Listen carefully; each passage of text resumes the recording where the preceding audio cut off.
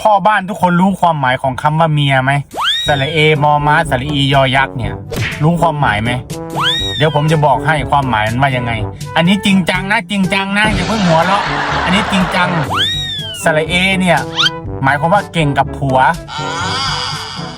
มอม้าเนี่ยมากด้วยอำนาจสระอีเนี่ยดีแต่หาเรื่อง